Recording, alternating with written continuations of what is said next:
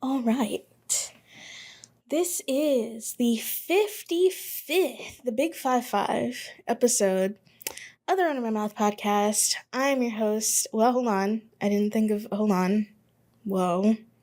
I'm your frustrated host, Aaron. And allow me to run my mouth for a little bit. I am frustrated today, on this day, which is Sunday. Because I don't know, man. It's just what's going on today. First of all, I woke up in the middle of the night and the power wasn't out when I woke up, but I woke up and I saw my clock blinking and I got the little email and text on my phone from Entergy, the power company, being like, we've noticed an outage in your area, but the power was back on, so I was like, oh, whatever, I'm just gonna go back to sleep. And so I wake up again and everything's fine. I'm just laying in bed, and then all of a sudden my fan goes off and I look over and the power has gone out again. But this time it's out until like around noon to 12:30-ish, that kind of time range. And if you'll think back on this here podcast, a couple of, well, how long ago has it been? There was one summer at my old apartment where I swear if the wind blew too hard, the power would just go out and it would be out for more than a day. I can't remember, but I think the longest time my power was out at my old apartment was maybe like 4 or 5 days, like a full work week. Like, that was deeply upsetting. I did not like it. And, it just kind of reminded me of that. I mean, obviously the power came back on because I'm doing this. But, yesterday was my wash day. And I didn't really want to delay doing my hair, so I had to do it by flashlight, which, I mean, thankfully it turned out okay. Like, I wasn't doing it in the dark. And the thing about it is that at my old apartment, there are windows basically everywhere. Here, I mean, no, not really. Like, my bathroom does not have a window and it's pitch black in there, so I had to do it by flashlight light. Otherwise, I would be literally in the dark. And the fact that there's very few windows, I mean, that helps because, it didn't get too hot while the power was out. The temperature maybe dropped like a couple of degrees, which is great because it's the middle of, well, I guess we're right at the tail end of the summer. Actually, hold on. Isn't it literally fall like today? Hold on. It's the 21st as I am recording this, first day of fall. Nope, it's tomorrow. So fall is literally tomorrow, but it still feels like it's summer. I mean, what was the high today? Who knows? It was hot. It was a hot day today because it's September and I live in Mississippi. Thankfully, the temperature in here didn't go down all that much. So, that was frustrating because I had things I wanted to do today. Chief among them, go grocery shopping. Like, I didn't want to do that and then come back to my apartment and then the power's still out. And it's like, well, here's however much money I spend on food, and now I can't even store it because my method of storing food doesn't work. So it's like, okay, I had to wait to do that. I really don't like going to Walmart like at any time after like 11 o'clock on any day because it just gets too crowded. It's just too crowded, but and then of course there's my gripe about people bringing their entire families to Walmart when they don't really need to do that. But, I feel like that also happens, especially on a Sunday, because you get people that are there and it's like clearly after church. And it's like, well, I couldn't drop the kids off at home or whatever. You had to bring everybody to the store for however many items you're going to get. And it just clogs up the aisles. And it's kind of frustrating. I'm not even going to lie. So, that was that. But either way, I mean, I still managed to get everything I wanted to do today done, which is, light cleaning, my hair, grocery shopping, and I cooked.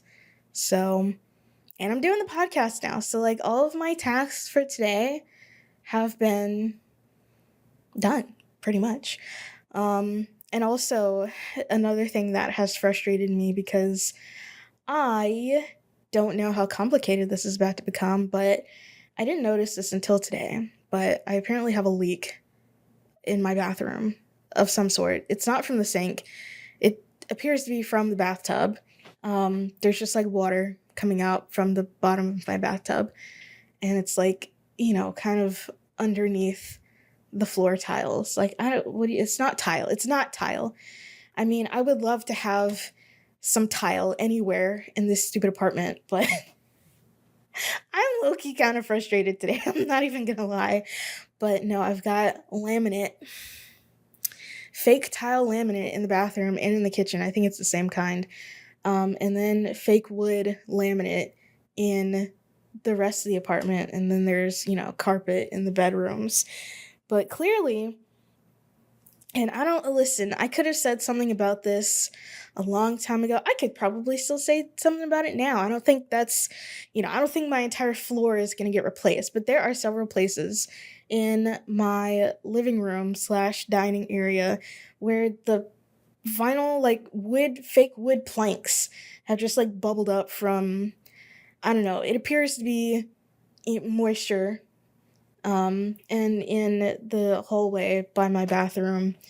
I mean, it was already like that before I moved in here, so clearly this has like been a problem, which I haven't had to deal with anything. Anyways, it kind of gets underneath, and then you step on it, and then it just like there's just water, and it's frustrating. So either way, I have put in a maintenance request. I have not heard back because it's been literally maybe an hour since I've put that in.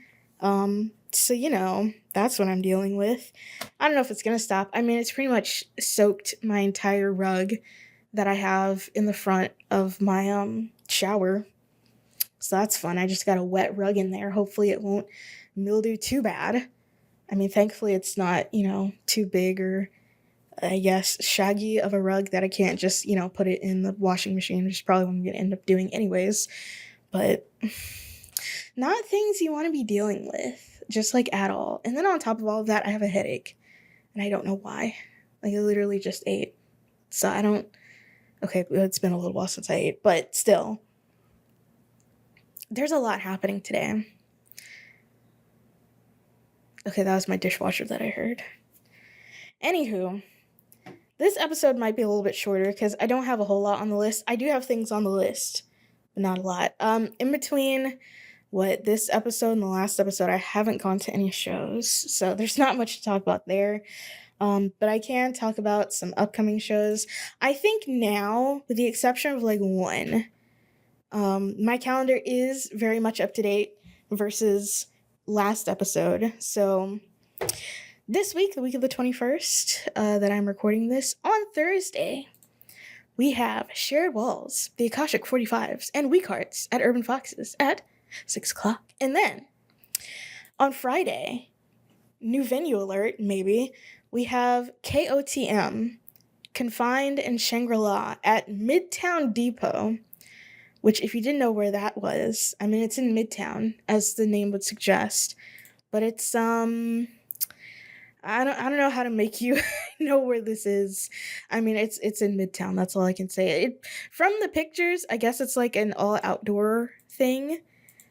Yeah, it appears to be all outdoor. So, I mean, it looks like a cute little spot.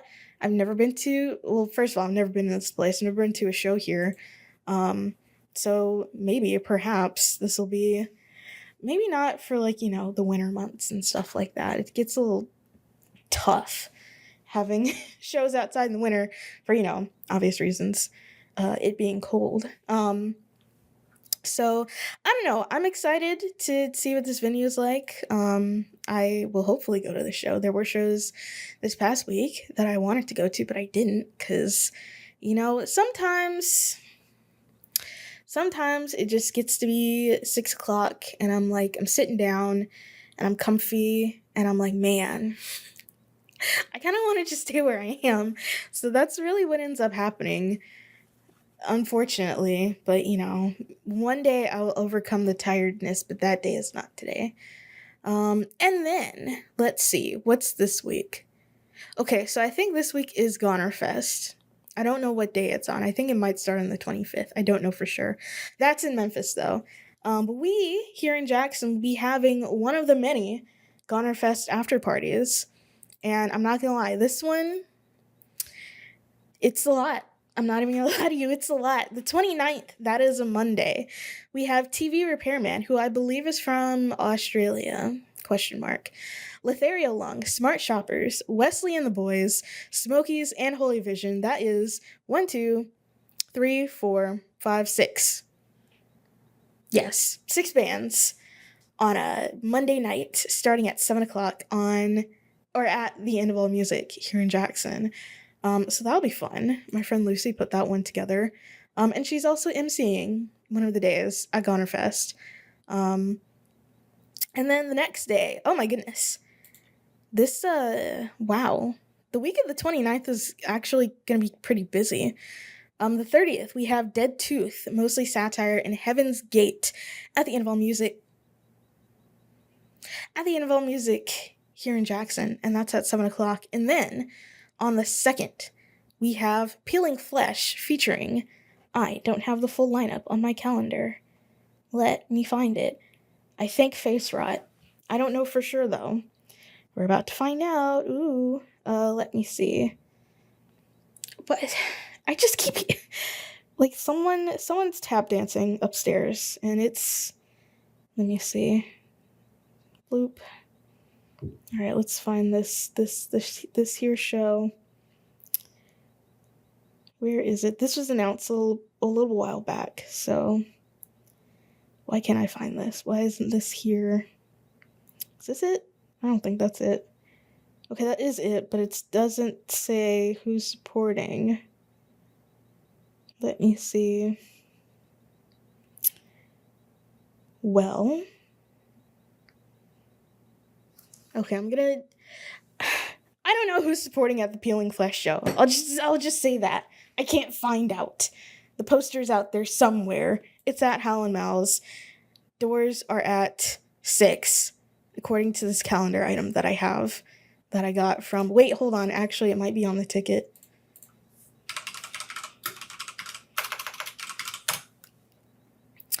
Let me see. Okay. Let me see. Where the heck is it? Here it is. We're getting off to an awful start. I'm not even gonna lie to you. It doesn't say. Okay, never mind. We find out. Go to the show and find out who's opening for Peeling Flesh, because I certainly don't know. That's on the 2nd. And then on the 3rd, we have Sucio, Surf Wax, and Stray Gold at Urban Foxes. And that is at 7 o'clock. And then into October, we have quite a few shows. I don't know if I said this on the last episode. Why do I hear like a ringing sound? I genuinely don't know. Is it my recorder? Anyway, False Gods is coming back, but it's a house show. And I don't know whose house it's going to be at, but they're coming back on the 25th of October, and that is a Saturday. And then, of course, we have 3 shows on the 31st of October, which is, if you didn't know, it's Halloween. There is a benefit cover show at the End of All Music. The poster has the bands that are going to be covered, but not the bands that are covering. But either way, that is a benefit show for IAJE. Hold on. We're going to find out. What is this? Immigrant Alliance for Justice and Equity of Mississippi. And that is where proceeds will go to. And then we have... I didn't even list. There's another show at CS's that will feature quite a few bands. And then there's another show at Howlin' Mouths that will feature, again, quite a few bands. Basically, pretty much every band in town is, like, booked on the 31st, if we're being honest. So that'll be fun. Will I try to go to all these shows? Nope. I'm going to let you know right now. I'm picking one, and that I'm staying put. That's a lot of moving around to try to do on one night. I'm sorry. Like, that's a lot. That's a lot, Robin. But I've been reminded there is going to be another possibly very good noise show coming up. This is a little bit farther away. It's on the 7th of November, which is a Friday. We have the Spirit of Possibility, or just Spirit of Possibility, That Which Waits Beyond Sleep, The Sky Imposes Its Will, which I will, of course, be seated front row for that, and Adanami at the end of all music. I am very much looking forward to that, mostly just to see The Sky Impose Its Will again, if I'm being honest. And then there is another maybe noise show coming up in October. However, I don't know for sure if it is a noise show. I haven't put this on my list yet, but Charmaine Lee, Optic Sync, Surur, Gravemember, and Dunset at Urban Foxes on October 17th. So I need to... What day of the week is that? Let's find out. It is a Friday. Cool. So that is a taste, because there's more in October of the shows coming up. It's almost October. Let's think about that. That's pretty interesting. It's a weird way to phrase it, but it is almost October, and that is pretty interesting. My birthday month went by so fast, and wow, how about that? So, some other things that I did, aside from, not going to shows, but the book festival was not this past, it was on the 13th. It was a couple of Saturdays ago. And I went along with my good Judy, whose name is Lucy, and I honestly had a really good time. I wanted to go last year, but I'm not even gonna lie to you. I got dressed. I put things in a tote bag. I got in my car. I started driving downtown. I was like, the parking situation is kind of crazy. And then I turned around and I went back home. So, yeah, I wanted to redeem myself from that. So, I ended up going this year. Stayed more or less the entire time. Went to some fun panels and one workshop. One of the panels that I went to was about cookbooks that Lucy wanted to go to. And honestly, it was really good. For someone who doesn't, I have purchased cookbooks for people, but I don't own any cookbooks, even though, I do be in the kitchen, but I actually don't own any cookbooks, unless you consider, like, my binder of printed out recipes, like, a cookbook, which maybe technically, but, I don't own any cookbooks, which, I don't know if a cookbook, like, a bound book of recipes that you purchase would appeal to me, because, for the most part, and I don't know, maybe someone in the cookbook industry can attest to this, but I feel like maybe the internet killed the cookbook star, because, like, now you have access to pretty much any recipe you could want at your fingertips. You don't have to look for it in a book. So it's like, usually when I want to cook something, I just look up a recipe and there it is. And I don't even have to, pay ad revenue on the page because I have an ad blocker on my computer. So it's like, okay. I don't know. I also just haven't, read any cookbooks either. So maybe there is more than just recipes in some cookbooks. I would imagine so. Especially these days. You probably have to innovate a little bit to get people to buy your cookbook. But either way, listening to the chefs, we did get there a little bit late, but we got there right at the Q&A segment. But listening to the chefs talk about, the stuff in their cookbooks, that was really interesting, and I did like it a lot. And then after that, I bought some very delicious lemonade. Anytime you're at an event that's, outdoors, like a fair, a festival, anything like that, the lemonade is always going to be banging.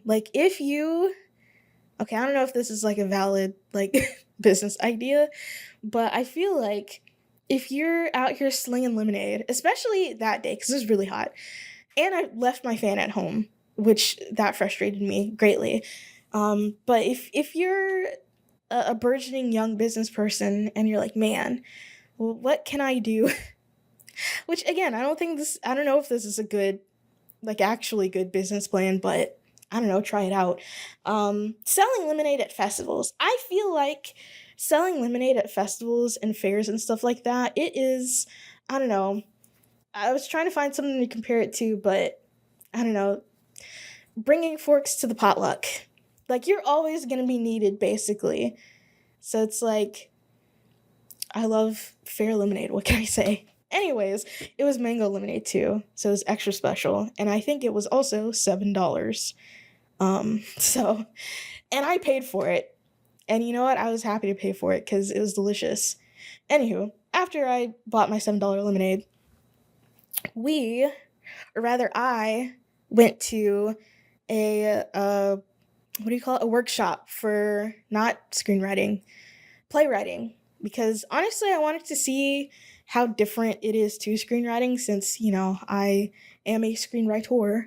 And so I'm pretty familiar with, the formatting and everything. It didn't really get very in depth into it. Honestly, it was just like some writing exercises, some good writing exercises, but, there's not really a whole lot of ground you can cover in an hour. And the person who is doing the session was like, we're not talking about structure or format. And I was like, okay, that's kind of everything that I wanted to know, but fine. But either way, it was still really interesting to see and to see all the other, especially the different kinds of people that were in the workshop. That was fun.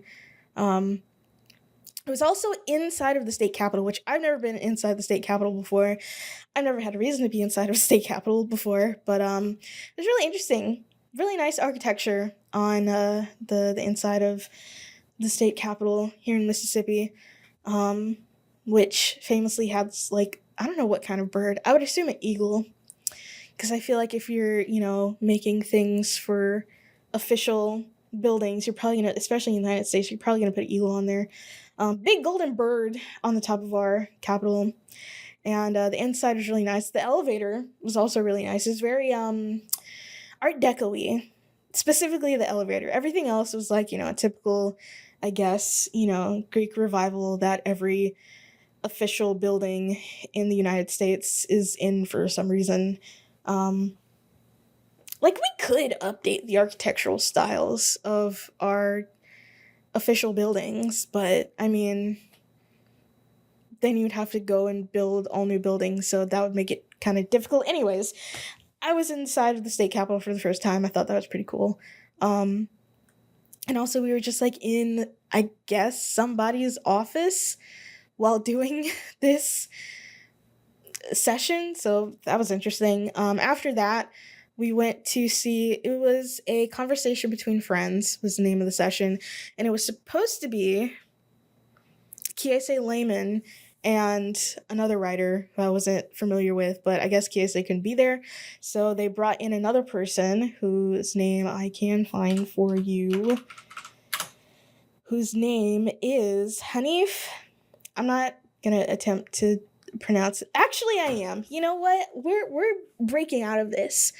Like, you can try. If you see someone's last name or name just in general that is maybe perhaps a little bit difficult, you can try. Let's see. Hanif Abdur Rakib. Hanif Abdur Rakib. Hanif Abdur Rakib. I think I'm close.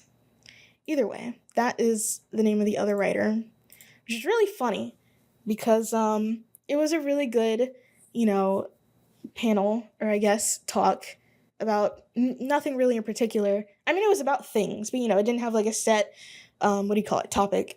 So they ended up really talking about how,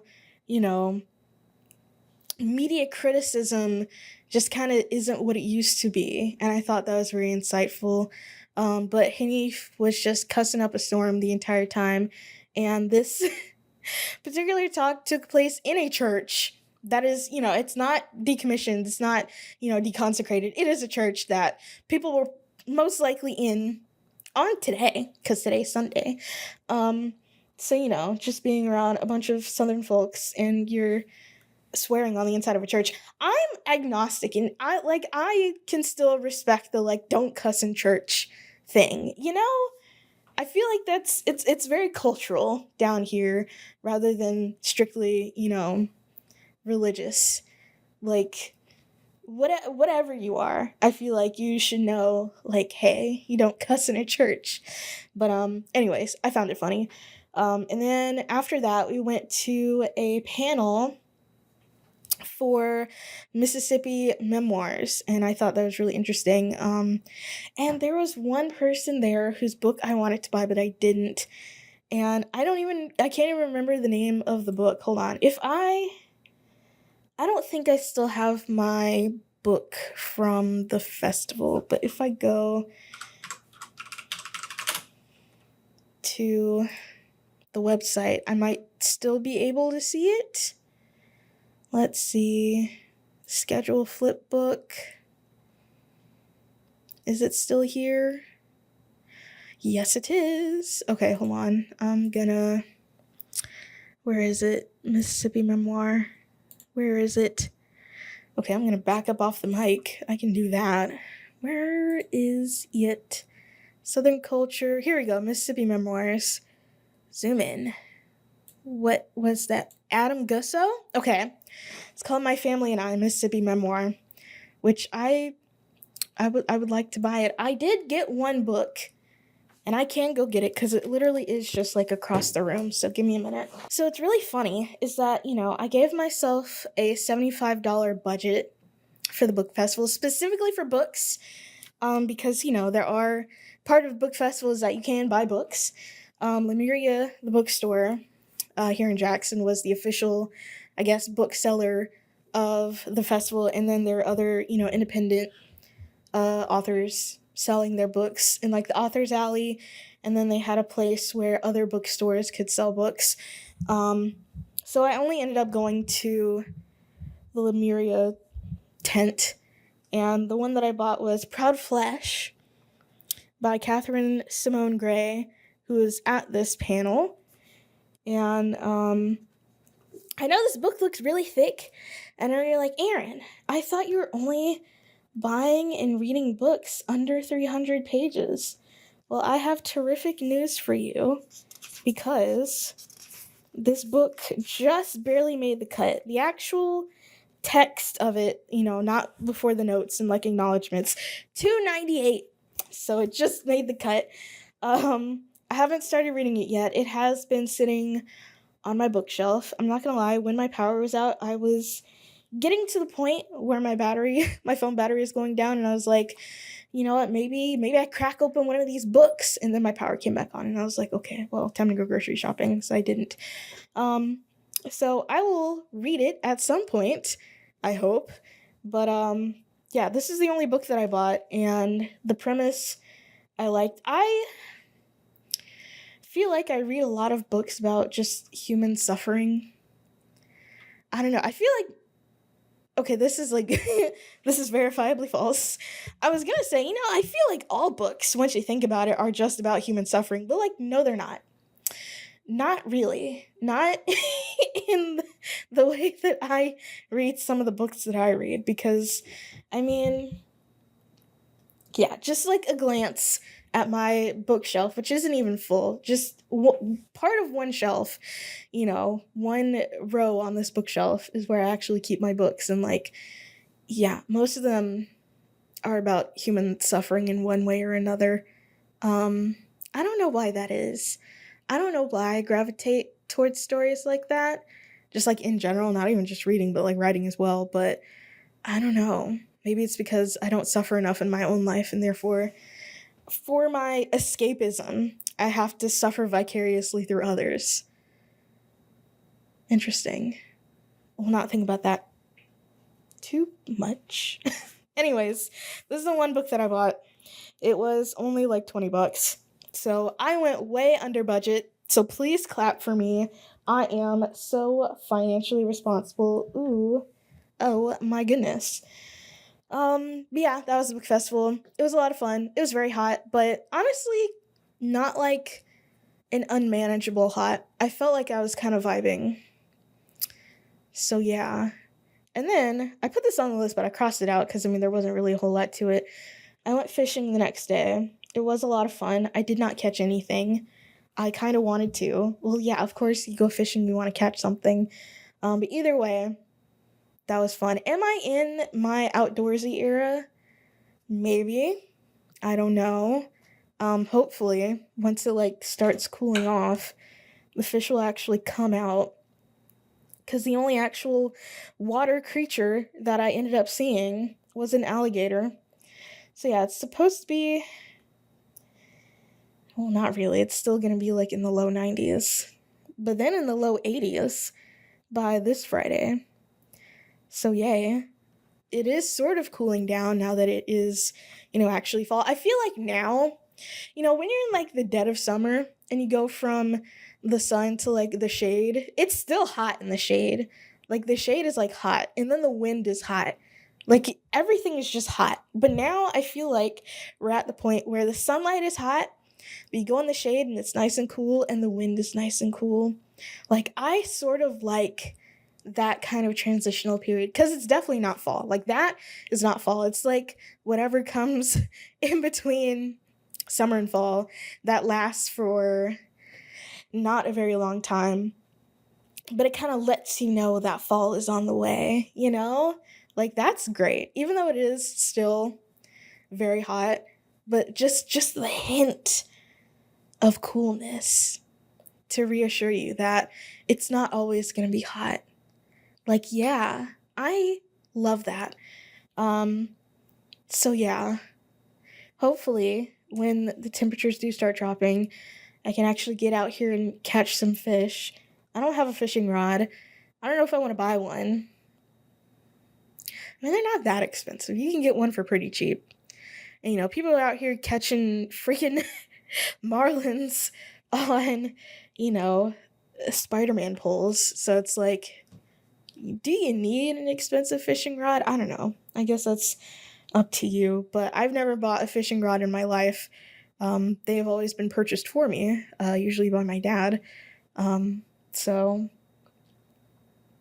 I actually do like fishing though. I think before I sort of thought that, oh, I didn't really like the act of fishing.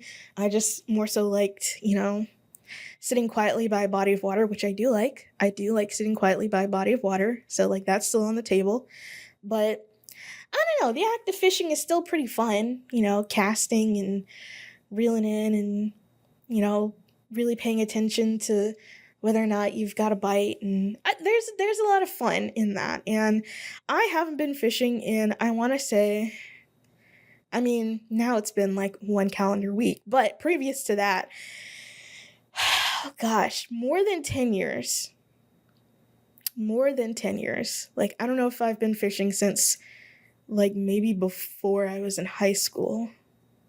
Just kind of crazy to think about because I mean, I used to go like all the time when I was younger, but I get there's just a certain point where I just didn't feel like going anymore. But now I'm back into it. And it's really funny because any video game that I play that has fishing like as a mechanic, with the exception of like one, I'm always in there. Like when I played when I was playing RuneScape when I was like in the 6th grade, so this was back in 2011, 2012, 2010, 2011, we'll say that. I want to say my highest level was fishing because back then, if you were like a free player, you didn't have a membership. That was like one of the easier ways to get gold was that you went to this one island. It was the one with the volcano on it, which I think they put that behind a membership wall now. Like you can't even get there if you're a free player anymore, which I don't know. It's been a really long time since I've played. But you go there and you go to like the northern part of it, and there would be a dock where you could fish for swordfish and lobster, I think, and then tuna, but tuna was like the cheap fish, so nobody actually kept those. And then there was a guy on the southern part of the island that you would go to, and he would turn your I guess for like inventory management, he would turn your fish that you caught into notes and they would stack more. So instead of, I don't know what the stack limit was back then, but instead of having like a stack of, I don't know, 20 lobster, you could have like a stack of 100 of the notes. And so There would be several days where I would be playing RuneScape, just going back and forth on this island, trying to make a bunch of gold. For what? I don't even really know. What did I need the gold for? Just to have it, I guess. Just hoarding wealth. A young capitalist. Um, but yeah, and I think I want to say I got up to maybe like level 80, really close to 90, not quite 90, but almost level 90 in fishing. And if you don't know, in RuneScape, the maximum level is, I want to say, 99. It's not 100. I think it's 99. Or at least back then it was 99. I don't know how things have changed now. But in Stardew Valley, I always max my fishing level out really early on. In Animal Crossing, I would do a lot of fishing. And the one exception, which I think they've changed it now. I mean, again, it's been a while since I've played some of these games, but or in any meaningful way, anyways. But in Minecraft, back when I was a teenager playing it, you can only catch one fish, and it just was the fish. That was the only fish you could catch. There were no fish mobs like in the water actually, so you would just be, you know, casting your net and just sort of waiting. And I don't know, that just wasn't fun for me. So I never really got into fishing in Minecraft because there wasn't really anything to get into. I know they've expanded that now, but back then it was very bare bones. So yeah, I do suppose I'm a bit of an angler, you know. Um, and when I did fish, I felt like I was pretty good at it. Maybe I wasn't. Who knows? Who cares? I felt like I was, so therefore I was. Um, yeah.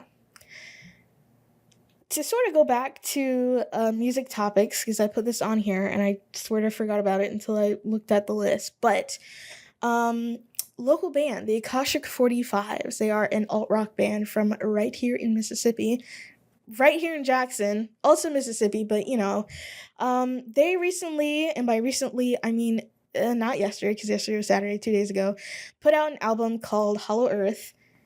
Let me look it up so I can tell you more about it. Let me see. Here it is. Hollow Earth by the Akashic 45s. It is 14 tracks and 45 minutes long. It's a concept album. Love a concept album. I love a concept album. Obviously my favorite album / double EP is Juggernaut by Invent Animate. What? Juggernaut by Periphery. It's late. I'm tired. It's so early in the podcast for my language centers to just be breaking down like this. I am wearing an Invent Animate shirt. That's why I said that. Juggernaut by Periphery. It's my favorite concept album. Also, just my favorite album in general. I love a concept album. Hollow Earth by Akashic 45s is a concept album. I do know, they had a album release show on yesterday, which was Saturday. I was not there, but I do know that they had the album for sale before it came out on streaming, actually, on CD and tape. And I do know that these CDs and maybe some tapes, I'm not really sure, are for sale at two record stores, one of them being the Involve Music here in Jackson. The other one, I forgot which one it is. It's not here in Jackson. It's in Hattiesburg, though. So if you want to buy it, a physical copy, I do know they sold out of, I want to say, tapes at their show. They might still have some CDs left, just amongst them.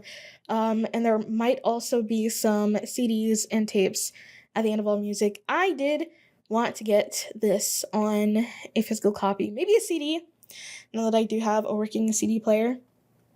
And the snippets that I've heard from this album do sound really good. I am really interested to listen to it in order as God intended, because of course this is a concept album. And if you don't know about the Akashic 45s, they do describe themselves as kind of like cryptid rock, and all of their music thematically is about, kind of cryptids and conspiracy theories. And I mean, the title of the album is Hollow Earth, which is, a conspiracy theory that says that actually we're on the inside of the earth, Or I think there's a few versions of it. One of them is that we're on the inside of the earth and the earth is hollow and we're on the inside, and then the sky is like just the middle of the earth, I guess.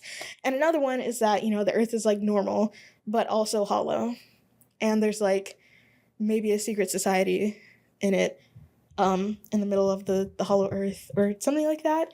Those are the two versions that I know about. But one really fun thing is that their album cover is, it's a real thing, which is a weird it's a weird thing to say, because I feel like a lot of the times with album covers, they are real artworks that exist in the world, but this is like it's a sculpture that was made, and it's a picture of that sculpture, and they had the actual sculpture at their album release show yesterday. I thought that was really cool, but I am really interested to listen to it. But another thing, which I didn't know about this one just caught me way off guard, but they were on Channel 12's morning show. What is it called? Live at 9. When was that? It wasn't Friday. It wasn't Thursday. Maybe it was Wednesday. Or maybe it was Thursday. It was a day last week that is in the later half of the week, because I can't remember, but I didn't watch the segment. I saw that they were on the show, but someone had told me, like, hey, they gave you a shout out. And I was like, what? And so I go and I look, and the interviewer asked them, like, oh, if you're here in Jackson and you want to know how to, I guess, I don't know. What was the question? If you're in Jackson, you want to, like, know about shows and stuff, like, what do you do? And so they were like, oh, follow Jackson Underground, follow Good Gigs Jackson. They post show flyers and stuff, which, factually correct. But it was like still like kind of like, whoa, to be shouted out on one of the major networks. That was pretty legit. I'm not even gonna lie. And, I messaged them to let them know, it was so nice of them for them to do that. But gosh, I think I'm a bigger deal than I think I am, which that's a crazy statement to make. Like, I'm a big deal. That's not what I mean.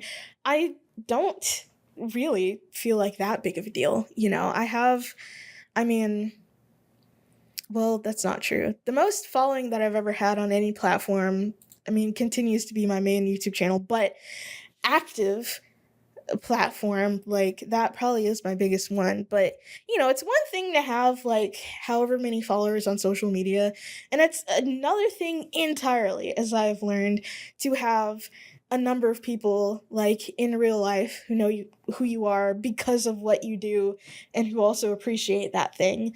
Like, that is sort of tough for me to wrap my head around at some points, because it's like, obviously I've talked several times on this here podcast about, me going to shows and people being, coming up to me being like, oh, you're Jackson Underground, I like what you do.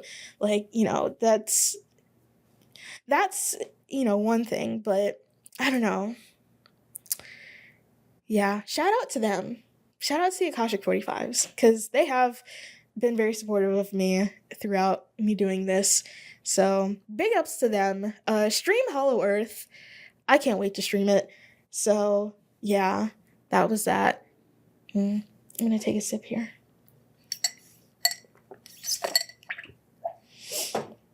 Okay, I do have one sort of heavier topic today that I will leave for the end, but before I get to that, I have one more thing left. So I did say before, oh, I was being so financially responsible at the book fest. I set myself a $75 budget, and I literally did not even come close to meeting that.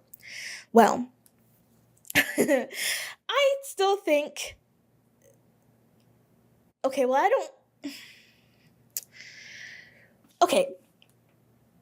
don't know if this would be financially responsible. It wasn't financially irresponsible of me. The thing that I'm talking about, I'm not even in possession of it yet. But either way, this past week, I bought a synthesizer. Yeah. Which is like, ooh, random, but also not really. For whatever reason, I've been like fixated on having a synthesizer. I don't even know where this came from. I mean, before, like, literally a week ago, maybe 2 weeks ago, like, this wasn't even really on my radar. But, like, I don't know. After, going to some of these noise shows, and most of the synth artists that I have seen recently, they have modular synths, which are completely out of my knowledge base. Like, I can't even begin to explain to you how any of that even just like functions on a basic level. Um, and by modular synths, I mean it's not the one with the keys. It's just switches and knobs and the pluggy things, and like that's it. I don't even know how sounds are like created. I mean, I could look it up. I probably should look it up. I probably would learn a lot, actually. Or I don't know, just ask the people that I know that have and play a modular synth. They probably would be able to tell me in some capacity. Anywho, this that I purchased is not a modular synth because I feel like those, like, even for like a broke down, dirty, dusted, just not even operable modular synth, you're gonna be paying like a grand. And I don't have that kind of money to be messing around with.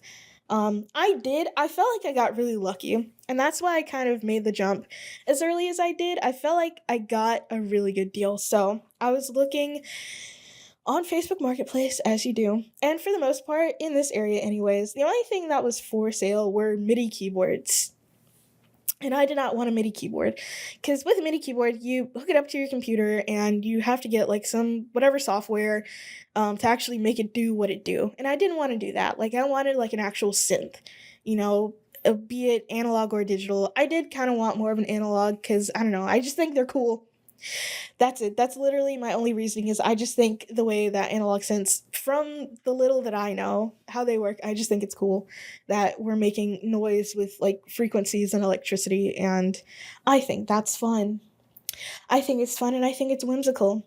So the model that I was able to find, I did do a little bit of research, and by a little bit I do mean a little bit, like a few threads on the synthesizer subreddit, which I know I talk a lot about Reddit on this here podcast and just in general, and I am still of the belief that like a large section of that website, even though I have spent a very long time on it, probably way longer than I should have. I started using Reddit in middle school.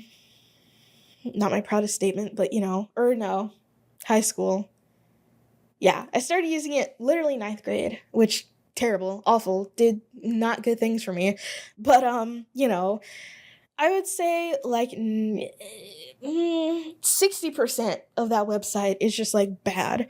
But I feel like for the most part, most of the subreddits dedicated to like specific hobbies are usually fine. And that was, I feel like, also true for the synthesizer subreddit. I mean, I got a lot of good information from there, you know, especially when it pertains to like what kind of beginner synth should I buy. And of the three that were mentioned, I think the most, a Korg mini log was brought up quite a few times as being a pretty good introductory synth to people who aren't familiar with synthesizers, and also for the price range.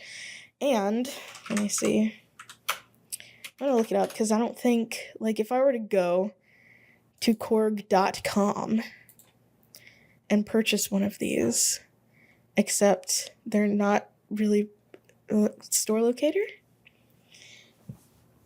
Like, where could I buy one of these? Oh, only in the New York, New Jersey area for whatever reason. Okay, hold on, online.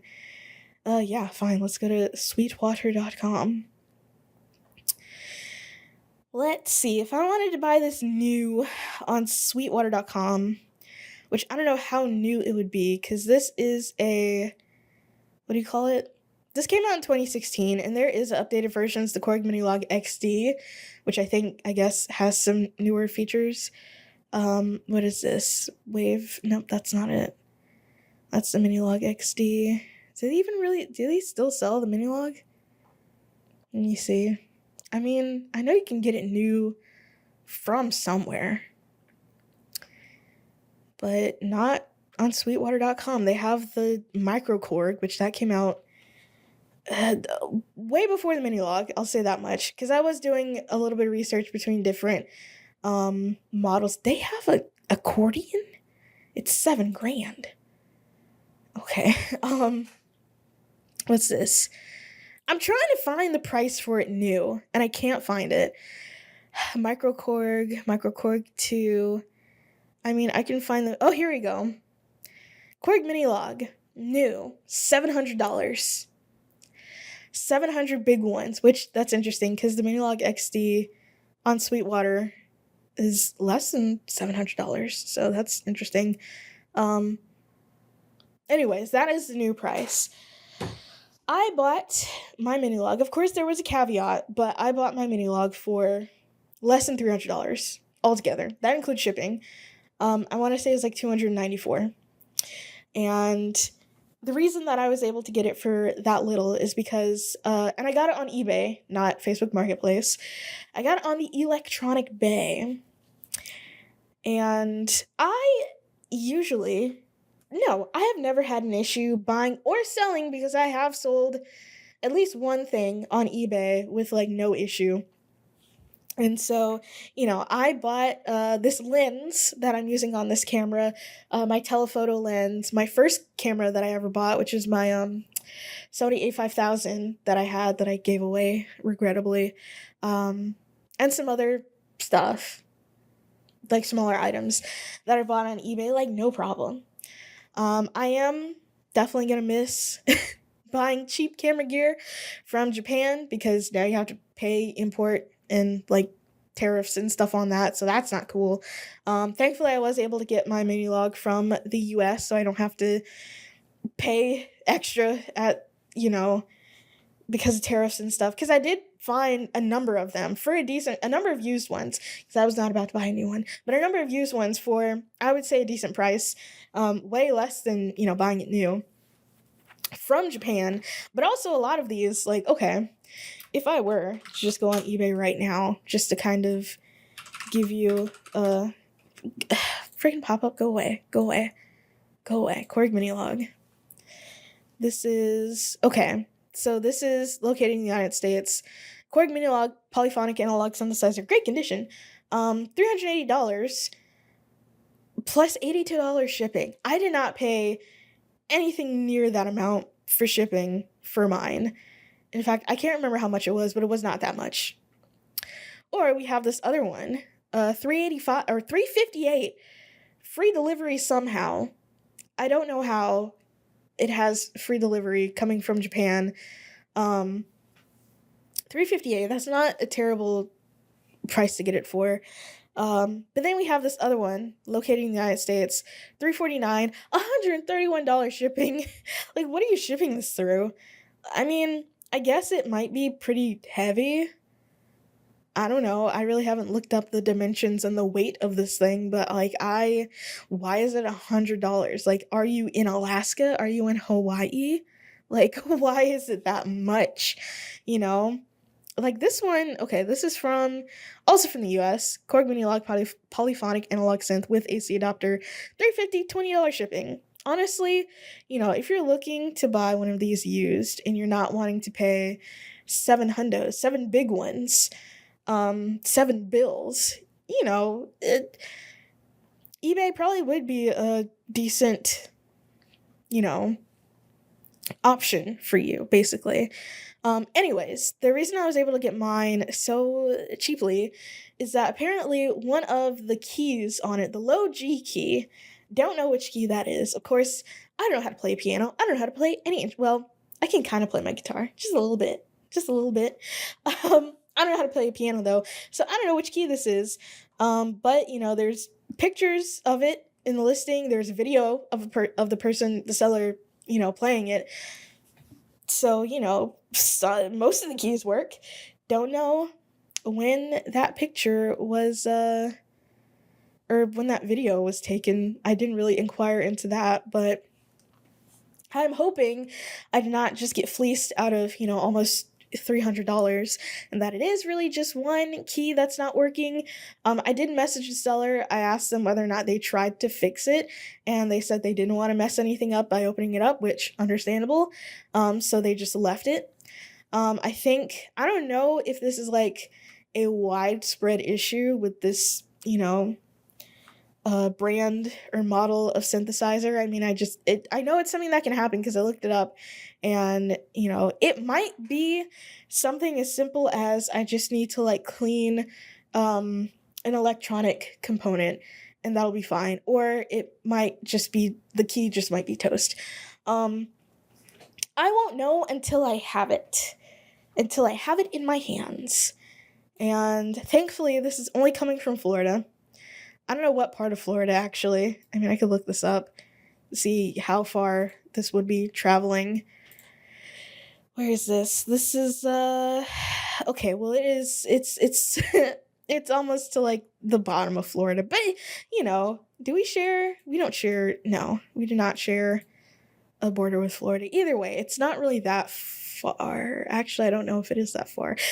It's not several states. It's not, the whole half of the country away. So it's going to get to me pretty soon. In fact, I would go so far as to say that it might get to me, it says Wednesday on UPS, which thank God it's coming through UPS, not FedEx, because FedEx will just leave your stuff in the street. Oh my God. I came home one day from work and, I live in a gated community. So So you need a code to get in the gate, and I guess whoever had ordered this did not give the people their gate code. So they had just left it. Now the thing is, I guess with the Postal Service and maybe also UPS, because I know when I was, living in my old apartment and I had HelloFresh and it would come delivered every week via UPS, I would get the same driver. So I would assume that drivers are, you know, assigned to maybe one area. I don't know. I don't know how that works. I don't know why I got the same driver literally every week. The same redheaded man would bring me my food every week when I was doing HelloFresh. So, I'm hoping whoever is driving for UPS knows the gate code, because unless I log in, which, I mean, I have a UPS account, but I can't remember what it was. Maybe I should give them the gate code so I can actually make sure that it is at my door, not just by the gate on the street. Like, I came home and I saw it wasn't a huge package, thankfully. And I saw it and I was like, why is there just like a box outside of the gate? And I look at it and it's one of the units here. And so I just took it there myself. And so I was like, okay, I guess I gotta do somebody's job for them. Anyway. I feel like your mileage definitely varies depending on where you live. Because in some places, UPS is just as bad as FedEx. I have not had that lived experience here.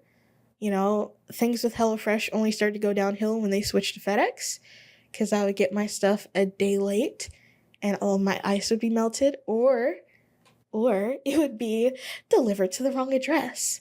So that would be fun. You would think, I don't know what it is. I really don't. They just don't make delivery people like they used to anymore, I guess. But the fact that in pretty much everywhere that I've lived here in Jackson and I've had something delivered, usually like DoorDash or something like that, more often than not, people are having immense difficulties finding out where I am, even though usually it has not been that hard to navigate where I am. Like, I'm not, up until recently, I leveled on up in the world in my gated community. It's not an actual gated community, but I do live in a community, and my community does have a gate around it, so perhaps it is a gated community. I don't know. It. Listen, I never worked as a delivery driver before, so like, I don't know. Maybe it is just like really hard, and like I just don't understand. But the way that people just could not find me to save their lives was crazy. I don't know. I don't know what it is. Either way, I have purchased a Korg mini log. I am not gonna know what I'm doing with it. They do, so the manufacturer Korg, which is just what a fun word.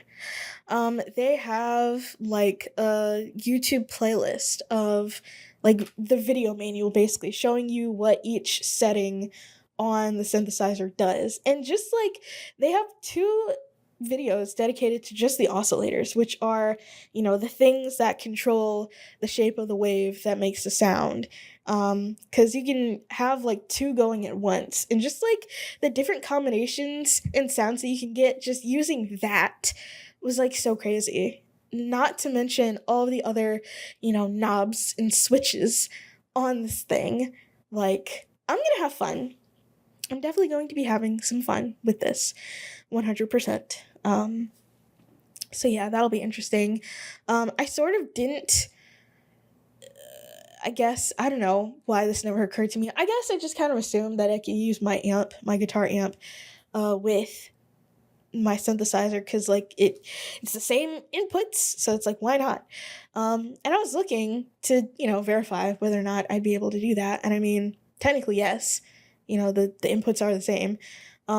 But for whatever reason, weirdly, and the only thing that I was able to find, like video wise, was just like videos being like, here's me recording my synth from my guitar amp, and it sounds so cool.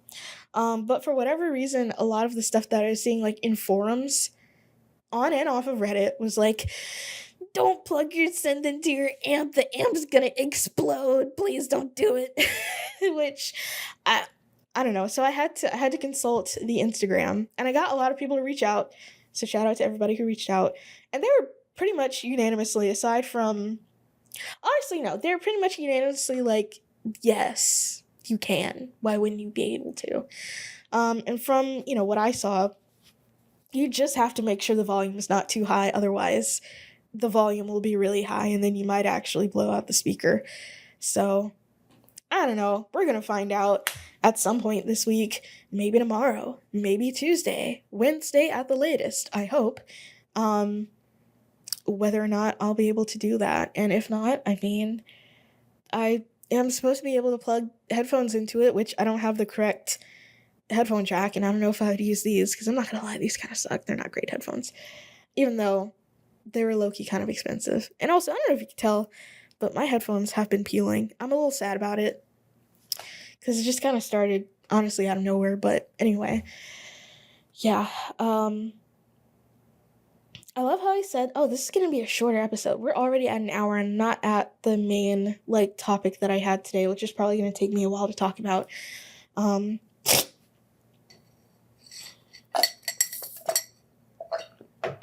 Anywho, I bought a synth. I'm about to be a synth girly. I'm about to enter my synth era. Synth wave, dark drone. I don't know. I don't know if I'm gonna be out here in these streets making music. However, if I do decide to do that, I already have a name. I already have a name in mind. You're not gonna know about it until it happens. But if I am in these music making streets, first of all, I'm not performing. I'm just putting that out there right now. That doesn't speak to me. Doing gigging, I don't know, man. It doesn't speak. It doesn't speak to me. I'm not even gonna lie. People who are able to do that are way more powerful than I am. I'll say that much, because that's a lot, Robin. That's a lot, Robin. Like, no, it cannot be I. Anywho, what was I talking about? Oh yeah, I guess that's the end of that. So anyways, here, not really specifically in Jackson, because neither of these events took place in Jackson, but here in Mississippi, we have had an incident, I guess two separate incidents that have gotten national attention, not for perhaps the reason they should have, which I don't know if that's a great way to characterize it, but either way.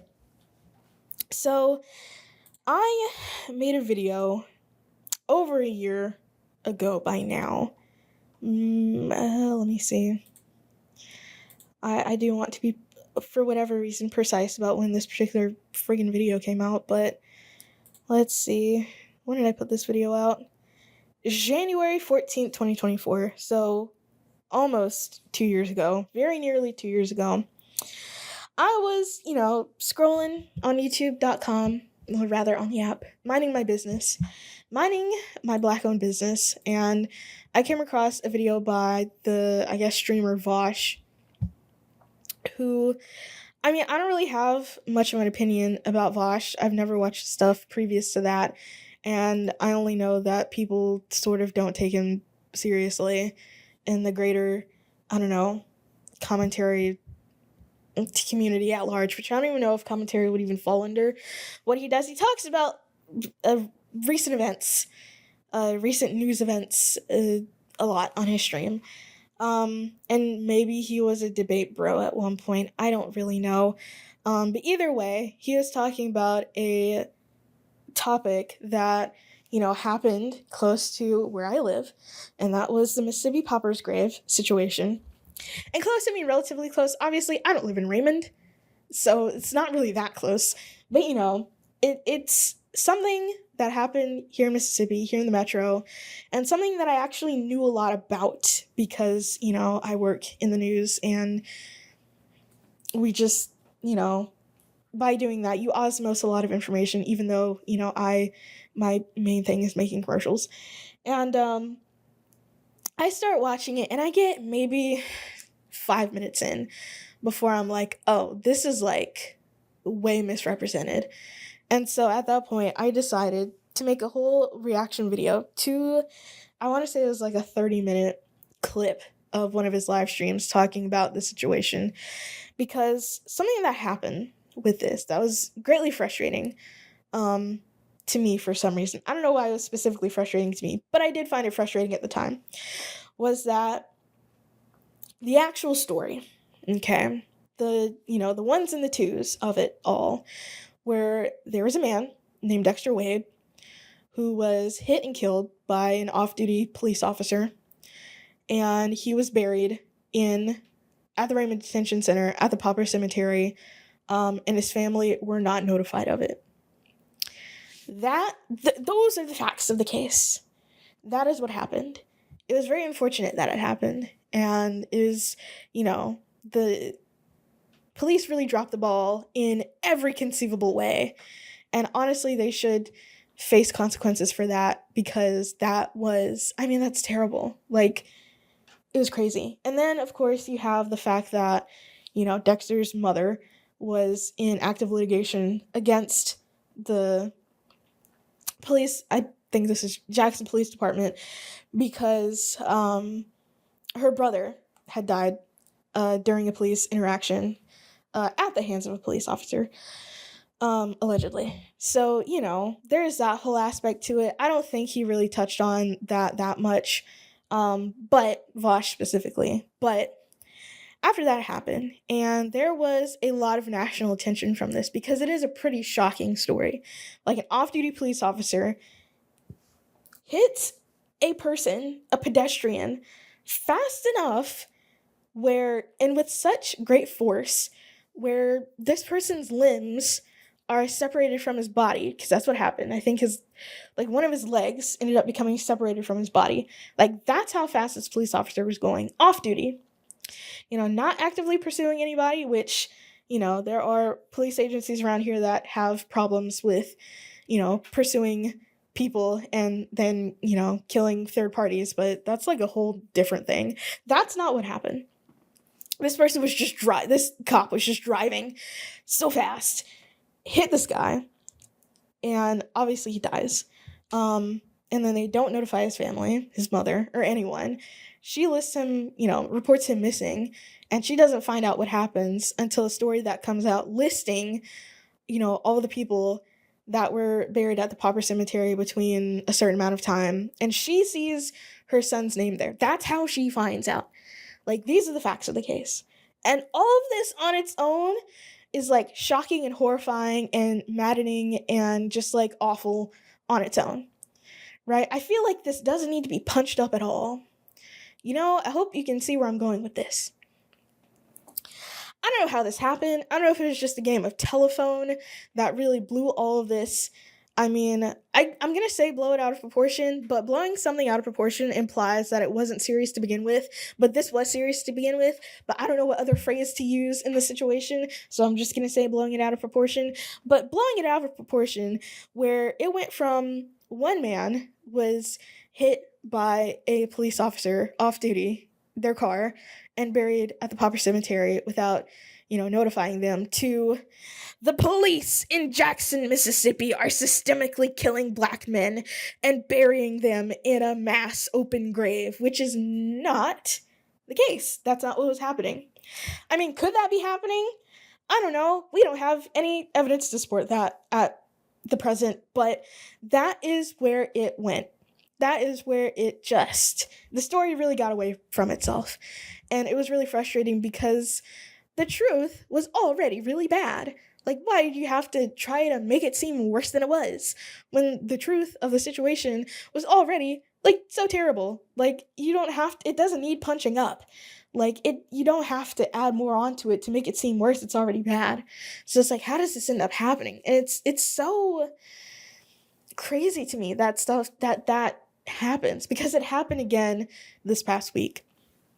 So what ended up happening is that on the same day, which I believe this happened Monday, if not like overnight last Sunday into Monday, but then Monday, and like I said, one of these situations is already like really bad to the point where we don't need to punch it up, but I'll get there. So there was a young student, I believe 21 years old, maybe 21, I don't know, they were a freshman, at Delta State University, which is in Cleveland, Mississippi, which is in the Delta, which is in sort of kind of the middle of nowhere, but, that's how it'd be in the Delta in Mississippi. Pretty much everywhere is kind of the middle of nowhere, but that's not important. Delta State University, a student was found hanging on campus, and we reported on that at my place of work. And in that same day, there was a report that a different person, a man, was found by the Silver Star Casino, one of the casinos. I don't know if it's called the Silver Star. It's called something. It's a casino in Vicksburg, and a person was found, again, hanging not far from the casino. And from that, right, we have the facts of the matter. 2 men were found hanging in Mississippi in sort of public places. I don't think the Vicksburg one was very public. It was just kind of like in the woods. And also the Delta State one wasn't even really that public. It was technically on campus grounds, but it wasn't like in the middle of campus. And I know it seems like I'm being really pedantic, but I feel like these details matter, when it comes to stuff like this. So I feel like being pedantic is maybe justified in this situation. But you go from that I had just said to 2 black men were lynched in Mississippi and it's 1965 all over again and we need to do something. And it's like, well, first of all, the person in Vicksburg was a white man, and that doesn't make it any less bad. Obviously, a person still died. It's still, loss of life is still tragic. But, it's just the story got away from itself all over again. And then, of course, with okay, so for the Vicksburg one, there's not been a lot that's come out about that. It was a white man who was unhoused, who's originally from Brandon, but was in Vicksburg. And I believe he had been staying in that area of the woods for an indeterminate amount of time. And the evidence leads to the fact that he perhaps took his own life. Now, when I initially heard this, at work, someone hanging themselves outside of the Silver Star Casino, I was like, oh, it sounds like someone bet their house and lost it all. I don't know if that's the case. I don't think that's the case. Who knows what the case is specifically, but in the case in Vicksburg, it did really just point to like a suicide, which again, I'm not saying that to downplay it, but it's not a black man was lynched. It was a white man committed suicide outdoors. And that, that is the fact of the matter. So with the Delta State one, it's a little bit more difficult because, again, the police dropped the ball. The police and the university dropped the ball way so hard, in a way that was is honestly still appalling. Like, it's only been a week. Keep in mind, another thing to keep in mind with this, it's only been a week, and already, you know, 24 hours, 48 hours, let's say, after all of this is happening, everyone is, well, I won't say everyone, but there are these like crazy three-act structure narratives that are popping up on social media. There are people pretending to be the family of the student coming out and saying like, "Oh, he had broken bones, like his arms and his legs were broken and he, there was clearly a struggle." And, you know, when that wasn't really the case, it just wasn't the case. The coroner's findings did not find broken bones. Now, could the coroner be lying? Sure. Sure they could. But, you know, they could, but who knows if they are? I mean, I don't know. Who knows if they're lying? It doesn't seem like they're lying. So, going back to the Delta State thing, the police dropped the ball and the school dropped the ball because the school did not notify this kid's parents after this happened. Like, the way that the family found out, I think it might have been through the media. Like, the school released the student's name to the media before the parents knew about it, which is crazy, which is not something that you're supposed to do. They dropped the ball there. So did the police. And the police has confirmed the existence of a video, or more than one video, of, I guess, showing what happened. But the family doesn't have it. And, I mean, they're not talking about what it is. So it's like, the police definitely dropped the ball here. And it's like, kind of like I said with the Dexter Wade situation, it's already bad.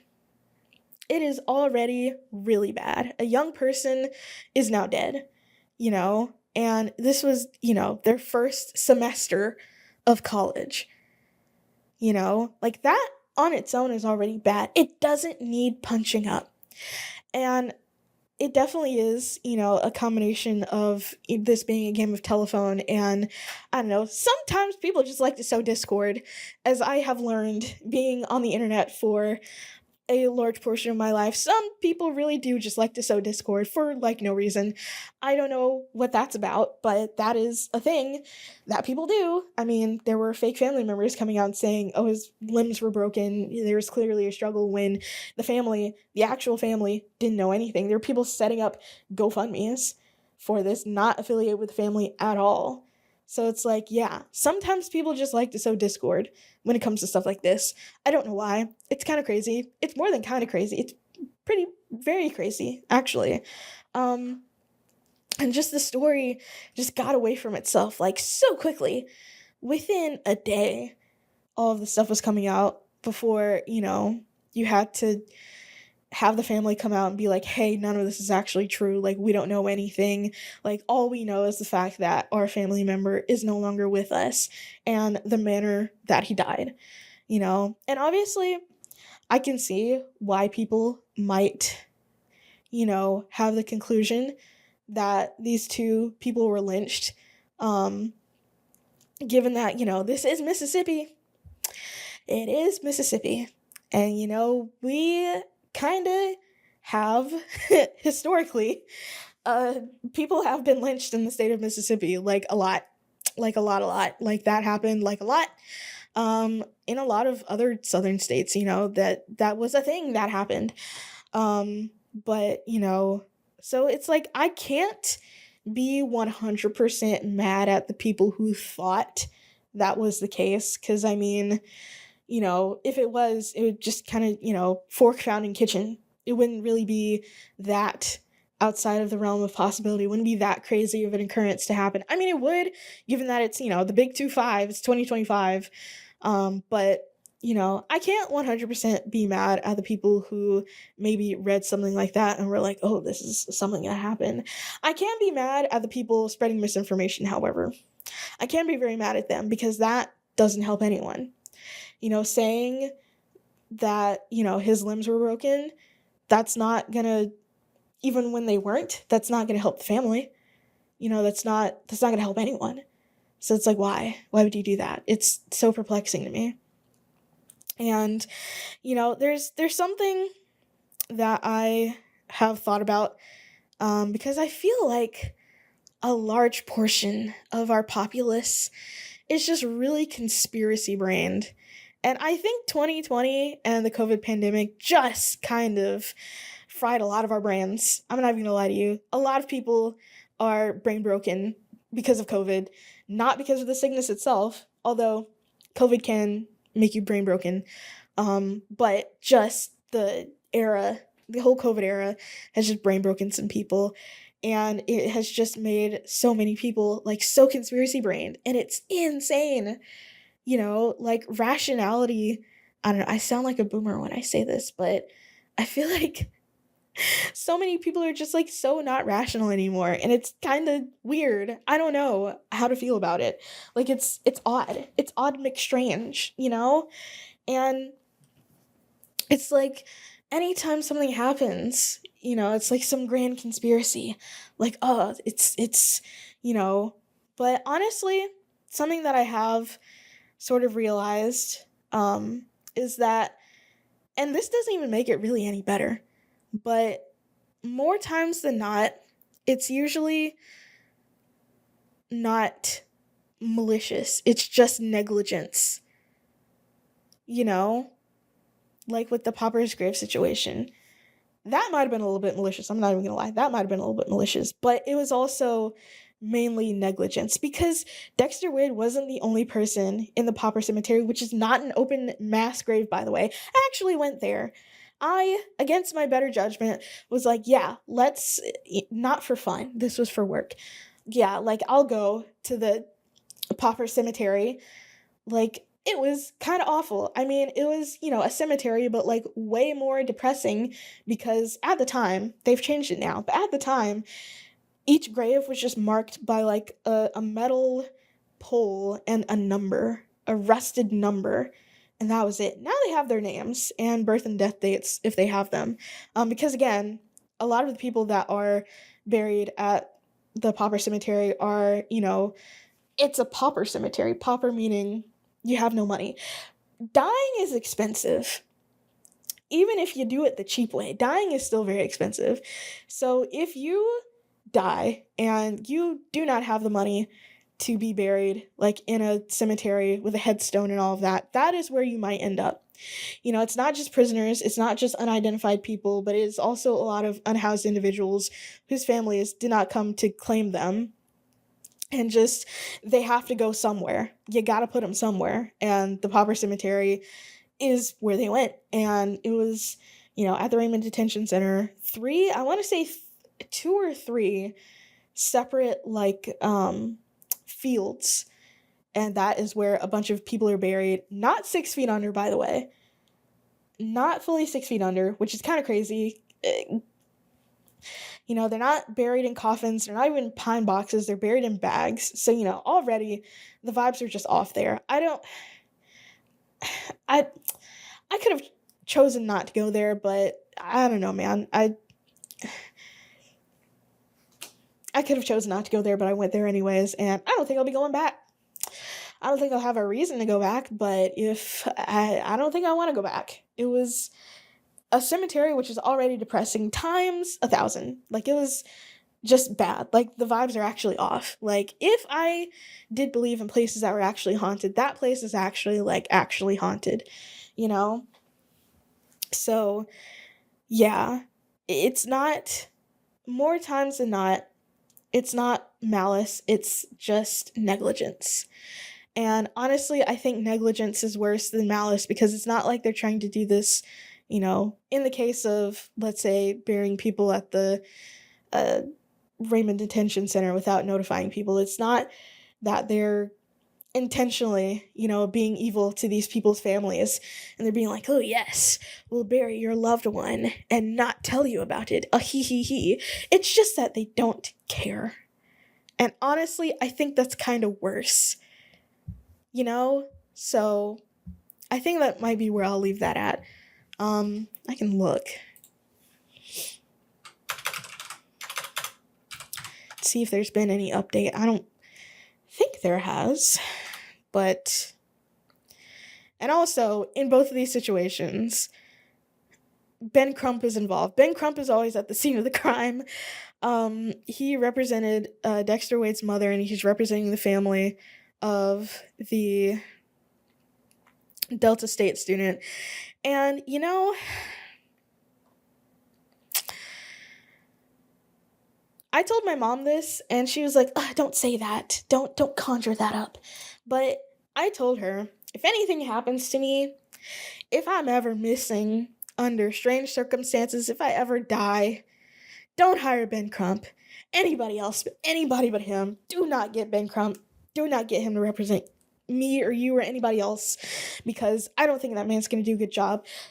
Another thing is that a lot of the misinformation about the whole Dexter Wade thing came from him. He's their lawyer. He's supposed to be the one, looking out for the facts, and he is spreading not facts. So it's like, I think what the situation is that lawyers like Ben Crump, who do all of these civil rights cases, they are basically the public attorney of civil rights cases, in that they have so many cases, they cannot devote enough time to each one to adequately represent these people. And I think people are doing a disservice to themselves by retaining lawyers like Ben Crump.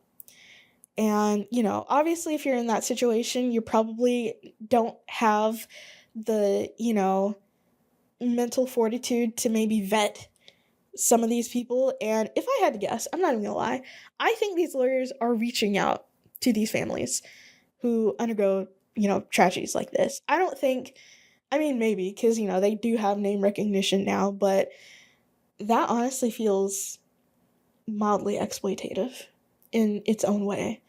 So yeah, I unfortunately do not have really any respect for Ben Crump and his ilk, even though, he's represented a lot of people in a lot of very high profile civil rights type cases, but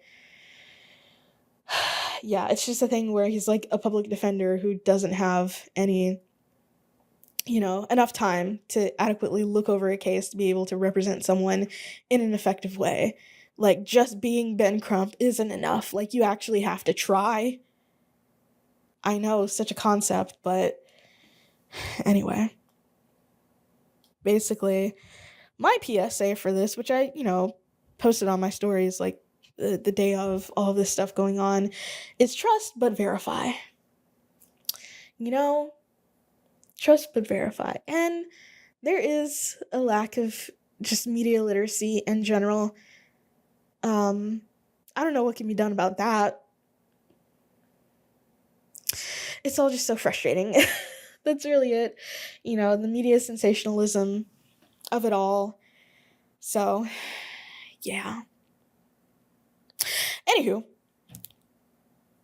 I hate to leave it on such a dour note, but also I think I'm saying that word wrong. I think I've been saying this word wrong.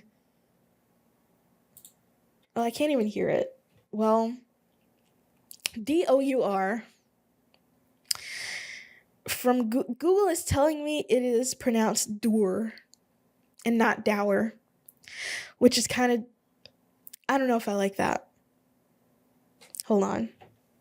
I'm going to settle this once and for all. Because I like the word dour or doer, D-O-U-R, because I feel like it is a good word. It's very descriptive of things. Dour. I was saying it right. Doer. Okay, so it's an alternate pronunciation. Maybe this is like the American English. Dour. And this is like British English. Doer. Maybe. Well, anyways, I hate to leave things on such a dour note, but that's going to be it for me. This has been the 55th episode of the Running My Mouth podcast. I've been your host, Aaron. Thank you for allowing me to run my mouth. Follow me on Instagram, because if you're not following me on Instagram, you're only getting half the story. I am probably going to post a lot about this synthesizer whenever I do get it. So if you're into that, I'll be posting it on my stories probably. So, Yeah, that's gonna be it for me. I really hope this leak in my bathroom hasn't like gotten worse, cause I mean it's already bad.